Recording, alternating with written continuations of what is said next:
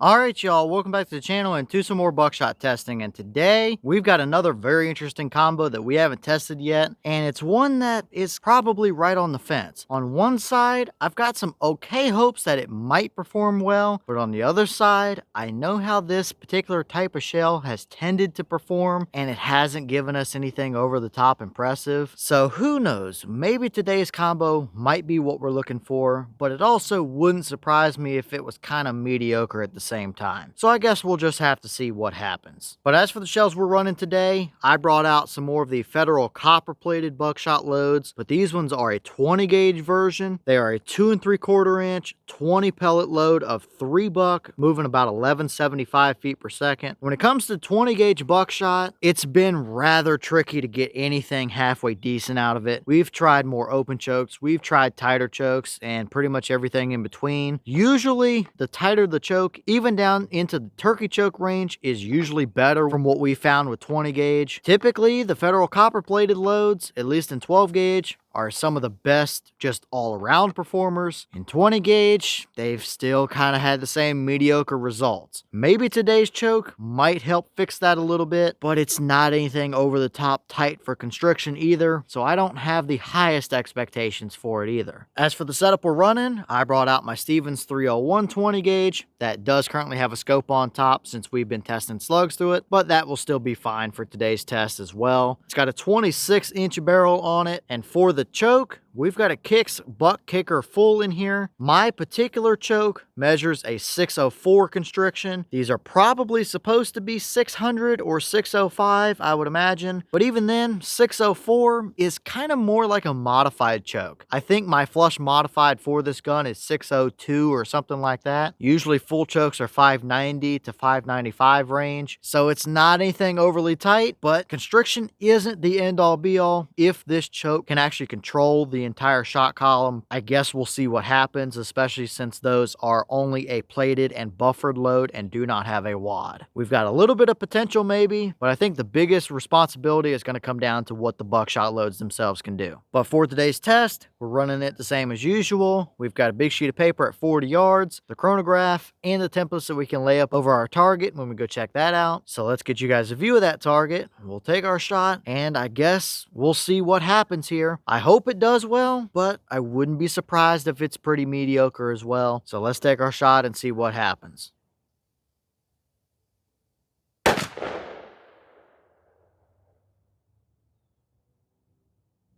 All right, that shell gave us 1,043 through the chrono. Boss claim is 1175, so we are a little bit below that claim, but a little lower velocity may not entirely be a bad thing to be able to allow us to hold a better pattern. It's a possibility anyway, and mid 1,000 feet per second range is still good enough to moderate ranges if you wanted to use a 3 buck for deer hunting scenarios or something like that. It would still do the job. So let's head down to our target and see what we got, because I think we saw some pretty interesting results down there.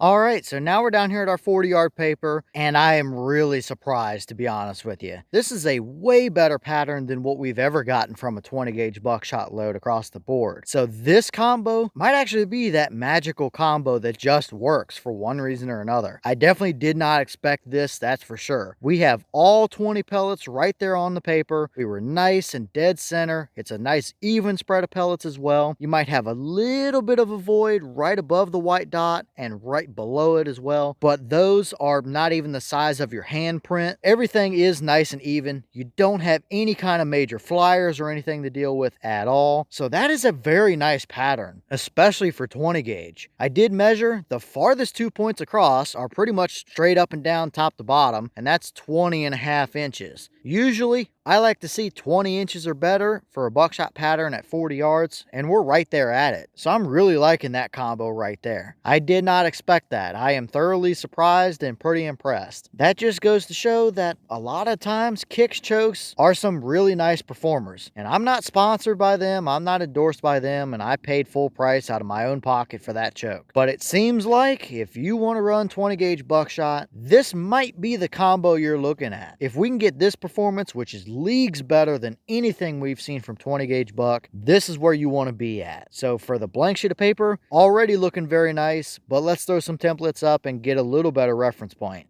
First up, we have a 10-inch circle. if we put it where the middle of our pattern was, where our actual core was, we had 6 of the 20 pellets within there. So numbers wise, it's not anything over the top, but there's plenty of them in there, and it would be pretty much the same no matter where we put that template over that spread. You're going to see between 5 and 7 pellets within there at 40 yards. So it's a nice, even, consistent spread throughout the pattern. But let's throw a few animal templates up, because that'll show us the big picture as to how these would do in a hunting scenario.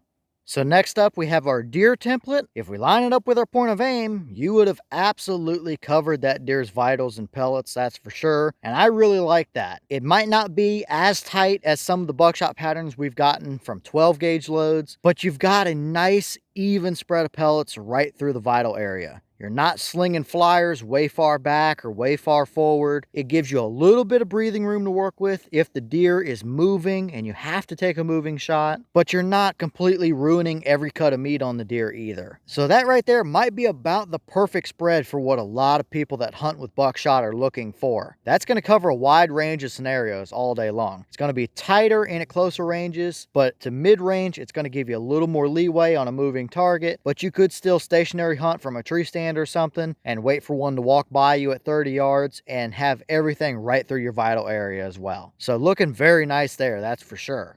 And if you're a pig hunter, here's the hog template. Pretty much the exact same story. Perfect coverage in the vital area. Now, would a 20 gauge 3-buck at mid 1,000 feet per second range be ideal for hogs? Maybe, or maybe not. It might be a little bit weak overall to really get good penetration all the way through them. But at closer ranges, 30 yards and in, the hog is not going to have a very good day with that still. So it would absolutely still be capable of doing the job, although it may not be some people's first choice. But this also gives us a very good reference for a coyote as well. They would be a little bit smaller than what this hog template is, and that is about the perfect predator spread as well. Foxes and coyotes, even down to groundhogs, possums, raccoons, that kind of stuff, that might be about perfect. So overall, I was not expecting this kind of performance one bit. I thought there was a chance we could see a decently even spread, but it would be a much broader area of shot and just not anything over impressive. But that is a legitimate good hunting pattern all day long. I would not hesitate to take that out in the woods. That's a pretty versatile combination there, so can't complain about that one bit.